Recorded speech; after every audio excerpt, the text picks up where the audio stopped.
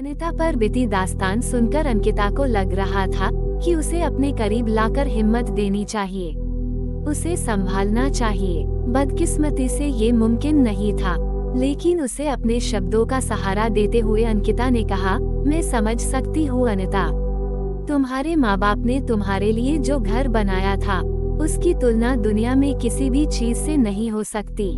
हम दोनों मिलकर तुम्हारा घर और तुम्हें खत्म करने वाले हर एक को खत्म कर देंगे। पहले डॉक्टर सबरवाल, फिर प्रोफेसर त्रिपाठी और अब बिल्डर देवांश मलिक।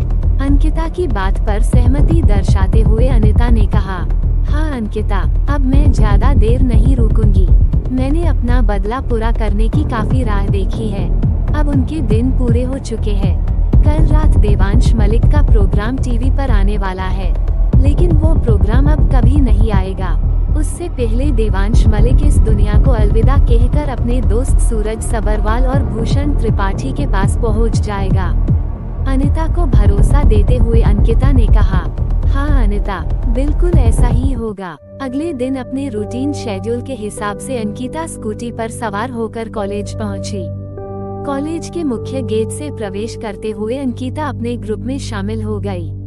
आज एक अलग ही माहौल था। अंकिता की खास दोस्त सपना और बाकी दोस्त एक साथ गार्डन में बैठे थे। उनके पास ही एक बेंच पर आयशा और रिया बैठी थी।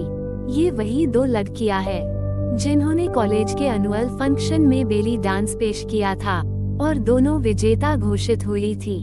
दोनों उदास चेहरा लेकर बैठी थीं। आयशा का चेहरा लगभग रोता हुआ दिख रहा था। उसे समझाते हुए सपना ने कहा, आयशा, जो हुआ उसके बारे में बार बार मत सोचो, इससे तुम्हें ज्यादा परेशानी होगी। वो आदमी एक घटिया इंसान था, इसलिए उसका इतना भयानक अंत हुआ। सपना आखिर किस बारे में बोल रही है, ये जानने के लिए अंकिता ने पूछा। सपना, क्या हुआ? तुम किस बारे में बात कर रही हो? किसका भयानक अंत हुआ है?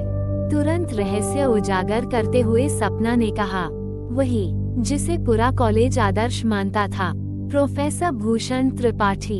उस नीच घटिया आदमी ने इन दोनों के साथ बहुत घिनौनी बात की है। अच्छा हुआ कि वो टुकड़ों में बंटकर मर गया। अगर वो मेरे सामने आता तो मैं उसे काटकर कुत्तों को खिला देती। तीर की तरह निकले हुए सपना के शब्द सुनकर उसके कंधे पर हाथ रखते हुए अंकिता ने कहा, अरे हाँ मेरी मर्दानी, लेकिन क्या हुआ ये तो बताओ। सपना कुछ बोलने वाली थी, इससे पहले रिया ने कहा, मैं बताती हूँ अंकिता। अपनी जगह से उठकर रिया ने अपनी बात बताना शुरू किया। एनुअल फंक्शन में रिया और आयशा को 2 लाख रुपए का इनाम मिला था। वो इनाम प्रोफेसर त्रिपाठी के हाथों दिया गया था, लेकिन वो इनाम देते वक्त प्रोफेसर त्रिपाठी ने रिया के हाथों को बहुत अजीब तरह से छुआ। उस स्पर्श में एक तरह की वासना महसूस हो रही थी।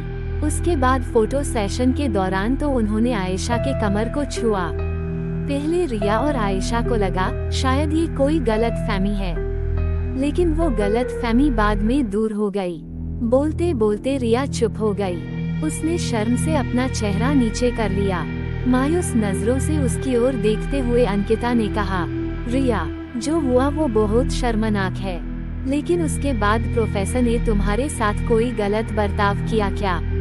प्लीज रिया, जो कुछ हुआ मुझे बताओ। अपनी जगह से उठकर आयशा ने अंकिता से कहा, वो नालायक इंसान हमारे साथ गलत हरकत करने तैयार था। उस रात हम दोनों एक होटल में डिनर कर रहे थे। उसी वक्त प्रोफेसर त्रिपाठी ने मेरे मोबाइल पर फोन किया और कहा, तुम और तुम्हारी दोस्त बहुत अच्छा बेली डांस करती हो, लेकिन सिर्फ 2 लाख के इनाम तुम्हारे लिए काफी नहीं है। मैं तुम्हें और तुम्हारी दोस्त को स्कॉलरशिप देकर अमेरिका भेज सकता हूँ, लेकिन मेरी एक शर्त है। ये बताते बताते आयशा बीच में ही रुक गई। उसके चेहरे पर गुस्सा उभर आ रहा था। उसका हाथ थामते हुए अंकिता ने पूछा, आगे प्रोफेसर ने क्या कहा? आयशा, अपने गुस्से पर काबू पाते हुए आयशा ने कहा, उस बेशरम आदमी ने हमसे कहा कि स्कॉलरशिप देकर मैं तुम दोनों को अमेरिका भेज दूंगा। बस इसके लिए शर्त यही है कि तुम दोनों को मेरे साथ एक रात सोना होगा। मैं तुम्हारे शरीर के साथ जो भी करूँगा तुम मुझे करने देना। बेली डांस करते वक्त तुम दोनों अपनी कमर क्या हिला रही थी?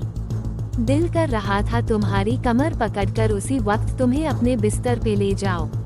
ये सब बताते वक्त आयशा ने रोके हुए आंसुओं ने अपना बांध तोड़ दिया।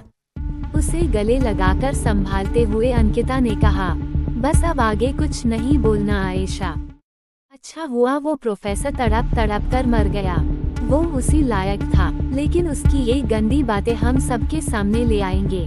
अग्निवर्षा की तरह अंकिता के शब्द सुनते ही सपना ने पूछा, अंकिता ये कैसे मुमकिन है? वो प्रोफेसर अगर जिंदा होता तो उसके चेहरे पर कालिक पोतकर हम गधे पर उसकी बारात निकालते, लेकिन अब ये नहीं हो सकता। सपना और बाकी सभी पर नजर डालते हुए अंकिता ने कहा, सपना ये मुमकिन है, इस आयशा के मोबाइल में कॉल रिकॉर्डिंग एक्टिवेट है। उस रात प्रोफेसर ने जो कुछ कहा होगा वो आयशा के मोबाइल में रिकॉर्ड हुआ होगा। वो रिकॉर्डिंग हम प्रिंसिपल मैडम, प्रोफेसर्स और कॉलेज के बाकी स्टाफ को सुनाएंगे, ताकि सबको पता चले कि जिस भूषण त्रिपाठी को सभी भगवान का अवतार समझते हैं, वो वासना का कितना बड़ा भक्षक था।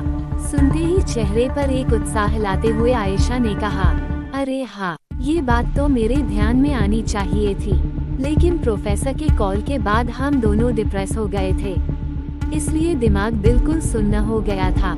आयशा की बातों को अपने शब्दों से जोड़ते हुए सपना ने भी कहा, अरे यार, जब से इन दोनों ने प्रोफेसर के कॉल के बारे में बताया, तब से हम सब फ्रस्ट्रेशन में थे।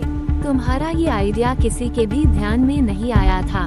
तुम ठीक कहती हो अंकिता। इसी वक्त हम सभी को उस प्रोफेसर की ये घटिया बातचीत सुनाएंगे और उसकी झूठी छवि को मिटाएंगे। इन सब ने तय तो किया था, लेकिन क्या सचमुच प्रोफेसर त्रिपाठी की वो कॉल रिकॉर्डिंग उन्होंने सबको सुनाई? और अगर ऐसा हुआ तो कॉलेज प्रशासन ने इस पर क्या कार्रवाई की? जानने के लिए सुनते रहिए ख्वाफ, एक अनकही दास्तान।